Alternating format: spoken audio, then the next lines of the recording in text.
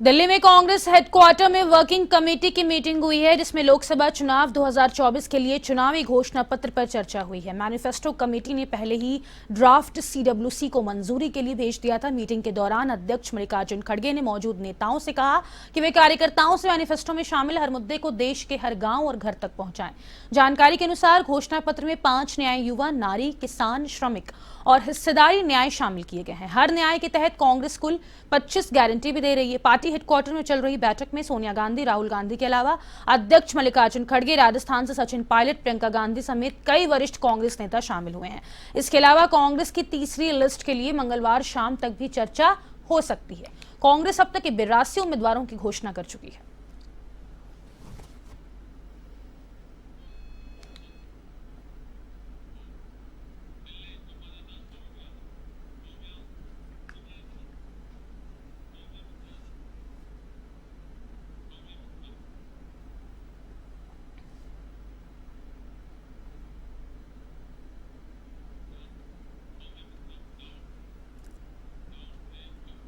दिल्ली से संवाददाता सौम्या मिश्रा लगातार हमसे फोन लाइन पे बनी हुई हैं। सौम्या, देखिए, कांग्रेस वर्किंग कमेटी की बैठक हुई है जिसमें मैनिफेस्टो पे खास फोकस किया गया है।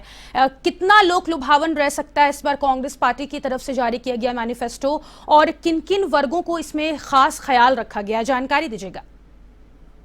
जी हाँ फातिमा, आज मैनिफेस्टो को लेकर जिस तरीके से बातचीत हुई और जिस तरीके से लगातार ये कहा जा रहा है कि युवाओं को टारगेट किया है इस बार कांग्रेस ने, न सिर्फ युवाओं को बल्कि महिलाओं के लिए जो गारंटी लेकर आई गई है, वो महालक्ष्मी योजना हो या फिर और भी अन्य योजनाएं जिसके तहत महिलाओं के लिए हॉस्टल की प्रबंध की बात कर रहे हैं। कांग्रेस ऐसे ऐसे मुद्दों को उठाने का प्रयास कर रहे हैं जिसे लेकर अब तक बीजेपी के उन राज्यों में वो कमियां नजर आ रही है। वो उत्तर प्रदेश में पेपर लीक का मामला हो, युवाओं के बेरोजगारी का मामला हो या फिर बुजुर्गों की बात हो, हर एक सेक्टर के हर एक व्यक्ति को कांग्रेस इस बार साधने का प्रयास कर रही है ताकि ज्यादा से ज्यादा जो है वो लोगों को वो अपनी ओर आकर्षित कर सके। 2024 के लोकसभा चुनाव में इंडिया गठबंधन का एक बड़ा जो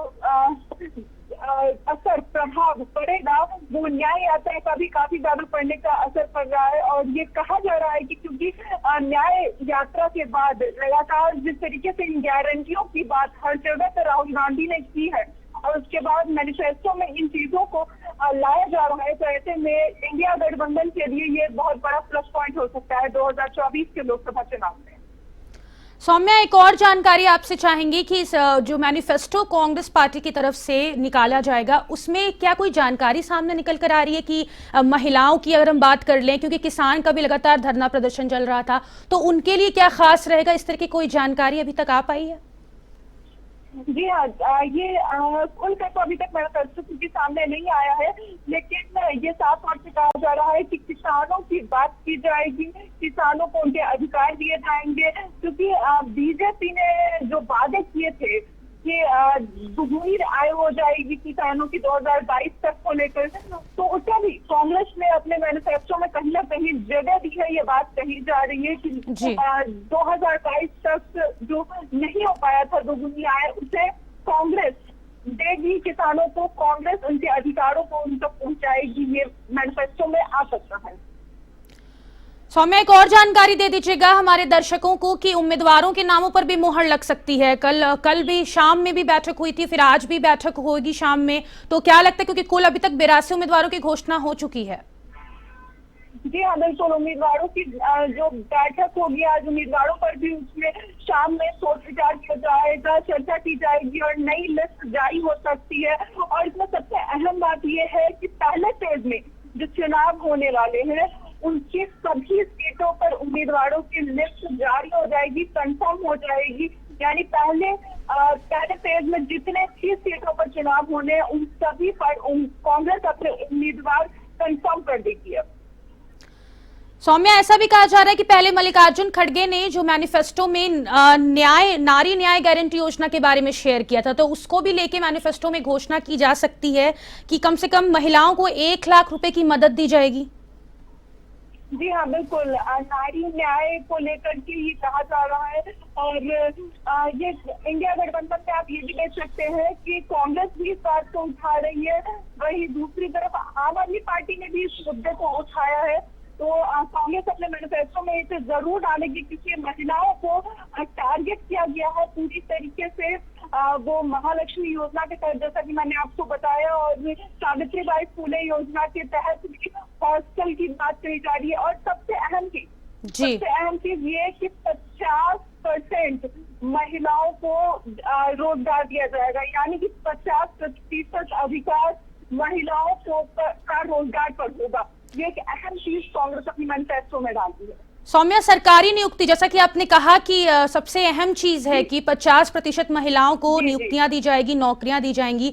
तो सरकारी नियुक्तियों की भी यहाँ पे की गई है जिक्र कि ज्यादा से ज्यादा सरकारी काम में महिलाओं को शामिल किया जाएगा। जी हाँ, 50% की जो गारंटी दी गई है वो सरकारी नौकरियों को लेकर के है।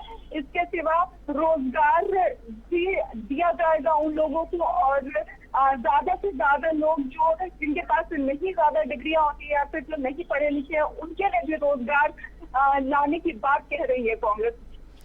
चलिए, आगे भी नजर बनाए रखिएगा। सौम्या, आपसे अपडेट लेते रहेंगे। फिलहाल के लिए बहुत शुक्रिया आपका सारी जानकारी के लिए। तो कांग्रेस वर्किंग कमेटी की बैठक हुई है जहां पे आपको बता दें कि मैनिफेस्टो को लेकर लगातार यहां पे मंथन हुआ कि किस तरीके से वर्गों को साधने की कोशिश की जाएगी और साथ ही उम्मीदवारों के नामों पर भी लेकर अब चर्चा होगी।